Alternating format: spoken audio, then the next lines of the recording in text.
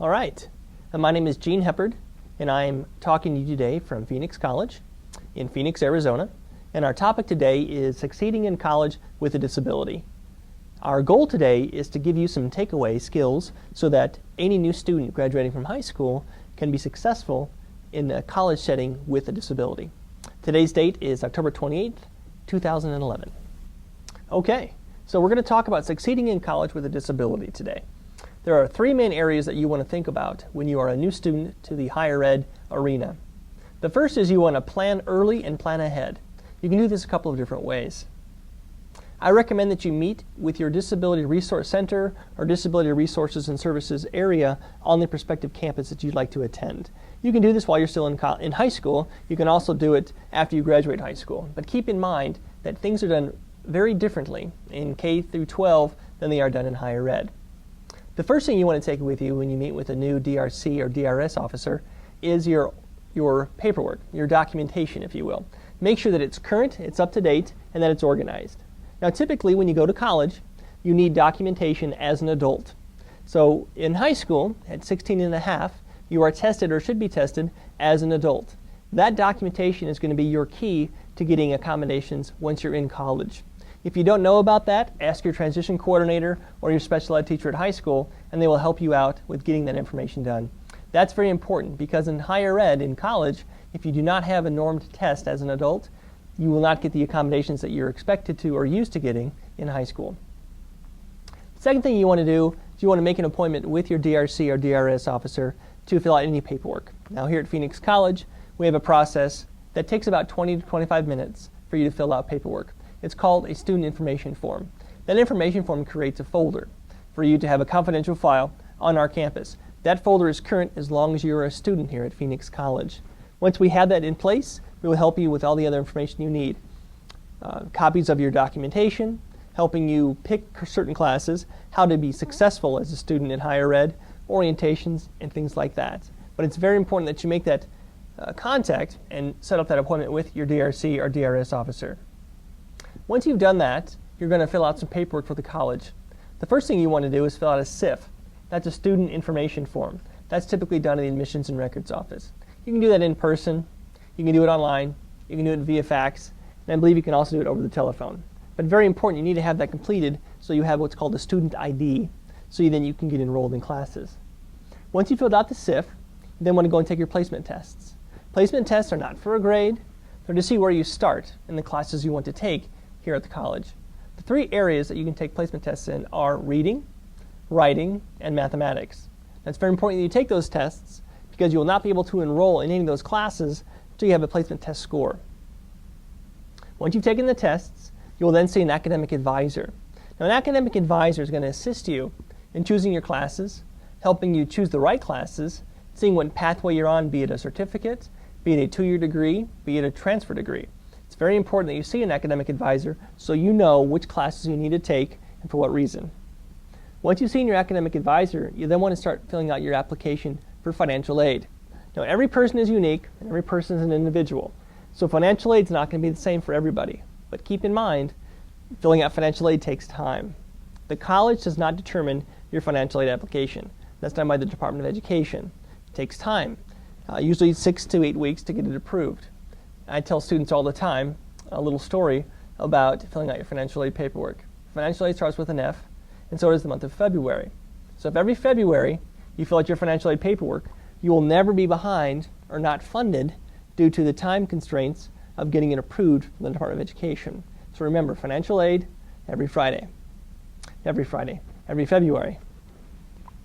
Now, once you've got that done, you're going to meet again with your Disability Resource Center officer, advisor, counselor. Then, once everything's in place, your classes are picked, your financial aid's in order, your documentation is on hand, then we can focus on helping you with the accommodations you need in class. Now, accommodations are such that they're specific to your disability. Common disabilities are things like learning disability, physical disabilities, autism, Asperger's disorder, deafness, hard of hearing, things like that. So whatever your documentation is, make sure it's specific to your disability. We help you with in-class accommodations. Those can be things such as note-taking assistance, extra time on tests, preferential seating, ASL sign language interpreters in class, audio recording of lectures, things of that nature, memory aids or devices, private testing rooms with minimal distraction. All of those things are components of getting accommodations in higher ed. But again, remember, you have to have documentation to support what accommodations you're requesting. Once we fill out the student information form and we know what your documentation is and what your disability is, we will then sit with you every semester and go over what classes you're taking and what accommodations you're going to utilize for that semester. Every semester you need to give us a copy of your schedule to your DRC or DRS office coordinator. Once we have that, we build the accommodations. You pick up the accommodations. They're in a paper form. I would sign them, or somebody in the office would sign them. You would sign them and take them to your instructor to have them sign them. Once you have a discussion with your instructor, talk about your needs and what you're going to be using that semester, you then bring the signed forms back to the DRC office, and then we put them in your file. Now keep in mind, schedules change, classes get canceled, classes get moved, so you want to make sure that you be aware of where your classes are the week before classes begin, and know that there are sometimes changes we have to make. Instructors' names get changed. Again, classroom locations get changed, classes get canceled. So the sooner you can give us your schedule, the better off we'll be to get you set up for that semester. And then you're just responsible for using those accommodations every semester. Now, what the Disability Resource Center or office cannot do is give you absences, excuses for absences for not going to class, or expect that what you're requesting is unreasonable. Keep in mind, this is college, this is higher ed. This is no longer K through 12, or the No Child Left Behind, if you will. You're here in college because you want to be here. You're here because you want to get a higher degree, you want to get a career of some sort, you want to transfer on to the university. And those are things that are very noble, but you want to make sure that you understand it's different than K through 12. So keep in mind, you're here because you want to be here. So you're expected to be in class. You're expected to do homework. You're expected to be there for the tests. What you received in high school can be very different than what you receive in higher ed. But we can have that discussion and ask any questions you have with the Disability Resource Center and those representatives that can help you. Again, Phoenix College or any other higher degree institution is here to help you be successful with your career goals. So keep in mind, the more effort you put into it, the more time you prepare and plan for the things that are expected of a student, the more successful you're going to be. But the Disability Resource Center is here to help you to be successful, to complete your college goals, and so that you can move on to other things outside of this college. Okay, so now you filled out all your paperwork, you're ready to become a student at Phoenix College, or excuse me, in higher ed. So what do you want to do? Well, you want to plan ahead. So I would recommend a day or two before your classes begin, go to the campus, walk around the campus, get to know the campus, know where things are located, know where the parking is located, know where the bus stop drop-offs are located, know where things like Dial-A-Ride or community service providers drop off students that are getting driven to the campus, know where the cafeteria is at, know where ATMs are located, and know where the Disability Resource Office is located and where the faculty offices are located. Now keep in mind, college campuses are a little more spread out than high school campuses. So each college, if you will, is its own entity. So you have the nursing college, you have the liberal arts college, you have the life science college, you might have the mathematics college, things like that. And those instructors are housed in those buildings or in those areas. So you'll want to know where those are located based on the schedule you're taking for that semester. It does not hurt to plan ahead. It does not hurt to think about it's going to be busy that first day of class or that first week of classes. It's going to be haphazard. There's a lot of new students there that don't know where they're going. But the better that you can prepare for your success, the more comfortable you're going to be, and the better received you're going to be in the classroom. You're going to be relaxed. You're going to be ready to learn. You're not going to be jittery and nervous about where to go next. So keep in mind you want to do that every semester. Now if you are sight impaired or visually impaired and you need assistance with navigating the campus, just make the appointment with your Disability Resource Center officer or coordinator, and they will take the time to show you where your classes are located. They'll map out the campus for you. Keep in mind, a lot of campuses, if you do drive to campus, require that you get a permit of some sort. So you put it on your windshield so you don't get a ticket. If that's the case, plan ahead and do that. Know where other services on campus are located, where the counseling service is at. Where is campus safety located?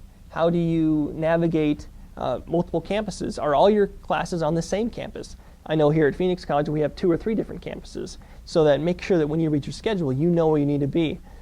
Keep in mind, on most campuses, the first week of classes, is kind of a learning curve. So if you get to class that first week and for some reason it's not what you expected, or you don't get along with that instructor, or the class is in a location you don't like, or there's something in the syllabus that doesn't lend itself well to what you want to learn, you have that first week to change those classes and you'll be held harmless. Meaning you can go to an academic advisor, you can meet with somebody to talk about what's another class that you can take. If you do not change it that first week, you're going to be held liable to be in that class for the next 15 weeks. So keep in mind, you've got that first week to change your setup, to change your class schedule. After that, you're going to be in that class for the next 15 weeks. So plan ahead. Know that each schedule that you make is for 4 months, typically, fall and spring semesters. That's like a full-time job. If you're not a morning person, don't take morning classes. If you're not an evening person, don't take late evening classes. Build your schedule to where your strengths are. So if you know that you learn best in the hours of 10 to 2 every day, then try to pack your classes in those hours so that you're at your best to learn. Keep in mind, this is a long time. It's like a full-time job for the next 4 months. You're expected to pass your classes in order for you to keep your financial aid, but you're also expected to perform in the class. So there's classroom activities, there might be homework outside of the classroom, there might be projects you're expected to complete outside of the classroom. So make sure you know that before you commit to that 4-month schedule. And also keep in mind, you have to perform as a passing grade in order for you to continue to get financial aid. So what is a passing grade? C or better. Make sure that you do get a C or better. If you're not, make sure you talk to your instructors, talk to the counselor. Somebody can help you to maybe build that grade up to get that to a passing grade. Because if you do not pass all your classes and you are requiring financial aid to pay for your classes, you will be held accountable for that. The last thing you want to do is fail out of classes due to not being able to receive any more financial aid. All right, some students who go to college also utilize community service to help them be successful in college. One of the biggest providers that you might have that you've utilized before is called vocational rehabilitation. Now, vocational rehabilitation will assist you in going to college as well as being successful. After college, their main focus or their main goal is gainful employment. So keep in mind, if you're going to Phoenix College or some other degree institution in higher ed, you want to work in tandem with that VR counselor. So what does the VR counselor need to know? Well, they need to know your class schedule. They need to know your financial aid status, whether or not you're getting the Pell Grant or receiving the Pell Grant, or student loans, or other scholarships. Because any monies that you get from financial aid that don't cover the cost of tuition, Voc Rehab can potentially help you with. They also need to know what you need assistance with regard to learning and being successful. That might include some type of software, adaptive technologies. Maybe it's a laptop computer. Maybe it's a LiveScribe pen. Maybe it's tutoring outside of the classroom. Maybe it's assistance with transportation. All of those things you want to discuss with the VR counselor. Now keep in mind, if you do this ahead of time and proactively, you're not going to be waiting for them while you're trying to be successful in class. So you always want to plan ahead. You want to plan ahead with any community service that you're using. Whatever's available to you, make sure you tap into it and use it to its full potential. Keep in mind, though, you also have to pass your classes for these services to continue. Here at Phoenix College, in our office, we work very closely with Voc Rehab counselors to assist those students to make sure that they are successful. We meet at least once a semester and see how the student's doing and how we can better assist them if they're not doing too well in their classes. But keep in mind, you, the student, as an adult learner, need to make sure that if you need assistance, make sure you ask for it, either through your counselor, your DRC advisor, or your Voc Rehab counselor.